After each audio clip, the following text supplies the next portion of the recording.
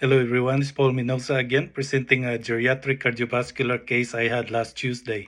My patient was TS, born 5'3", is a 70-year-old Caucasian male who presents to the clinic accompanied by his wife.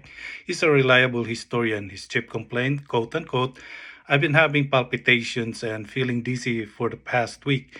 So this is my HPI. TS is a 70-year-old Caucasian male who with a known history of atrial fibrillation diagnosed at age 65 who presents with intermittent episodes of palpitations and dizziness for the past 7 days. He describes the palpitations as a sudden, rapid, irregular heartbeat lasting for a few seconds and resolves spontaneously. He notes several episodes daily, including at rest.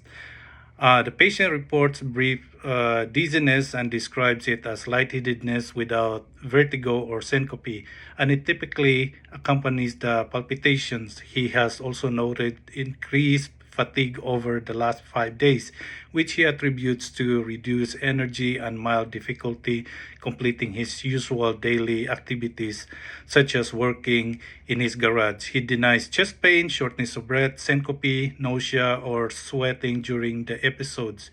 He does not recall specific triggers such as exertion, stress, or dietary changes. No known recent illness, medication changes, or missed doses. He has been taking metoprolol 25 milligram daily, diltiazem for rate control, and Eliquis 5 milligram BID for anticoagulation. His last cardiology follow-up was 8 months ago, and no recent medication adjustments were made. This has a past medical history of atrial fibrillation diagnosed at age 65 and osteoarthritis diagnosed at 68. He has no past surgical history, no known food, drug, or environmental allergies. His medication list includes diltiazem 180 milligram PO daily, metoprolol 25 milligram PO daily, Eliquis 5 milligram PO twice daily, and Tylenol 1 gram PO twice daily as needed for pain. His immunization is complete and up to date. He denies tobacco, caffeine, alcohol, or illicit drug use.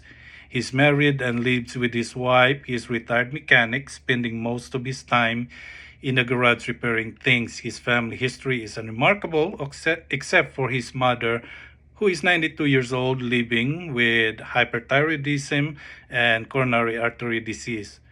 So, review of systems. He denies fever, chills, or weight changes, reports dizziness, but denies headaches, syncope, numbness, or focal deficits. He reports palpitations, but denies chest pain or edema.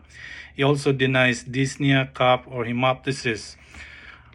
His vital signs are the following: temperature 98.4 Fahrenheit, heart rate 112 beats per minute. It's irregular. RR of 16, blood pressure 138 over 87 millimeter mercury. His PO2 98% on room air, no pain. His weight's 170 pounds and height of 66 inches, so his BMI is 27.4. My PE findings are as follows. Patient was alert and oriented ×4 with no focal neurological deficits.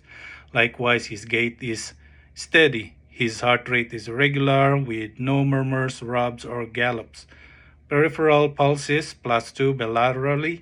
No jugular venous distension or peripheral edema.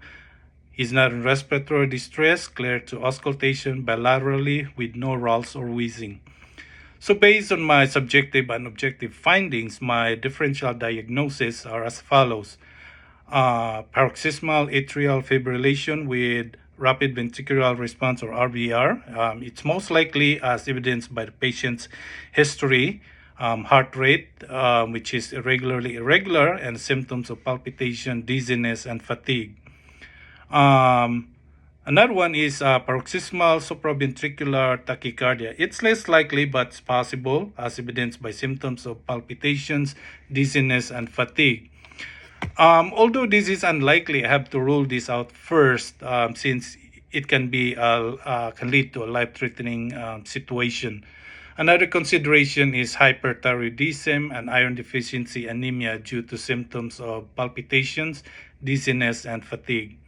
So my primary diagnosis is paroxysmal atrial fibrillation with RVR.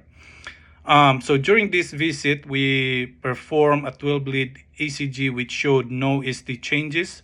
However, it did show atrial fibrillation with RVR 100 of more than, or a heart rate of more than 100. So for my plan, I ordered CBC to roll out iron deficiency anemia, complete metabolic panel to check for kidney function, and roll out electrolyte imbalances. Also TSH to rule out hyperthyroidism. And also I would want the patient to be on a Holter monitor to capture episodes and correlate symptoms with arrhythmia. For my treatment plan, I increased diltiazem, it's a cardizem extended release, to 240 milligram PO daily. I will continue metoprolol 25 milligram PO daily.